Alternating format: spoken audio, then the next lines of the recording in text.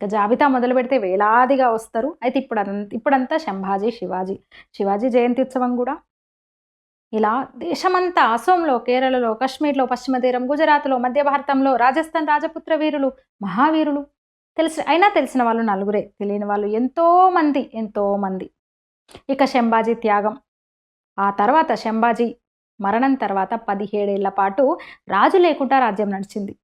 అంటే శివాజీ, శంభాజీల పరాక్రమ ప్రభావం అర్థం చేసుకోవచ్చు మనం. అంటే అంతటి ఒక ప్రఖరమైన స్వాతంత్ర్యేచ్ఛ కలిగిన సమాజం అప్పుడుంది. కానీ ఇప్పుడు చిన్న చిన్న ప్రలోభాలకు మతం మారుతున్నారు, ధర్మాన్ని త్యజిస్తున్నారు, ఆచార సంప్రదాయాలు మార్చేసుకుంటున్నారు. బెదిరించినా, చంపినా మతం మారని జాతి అది.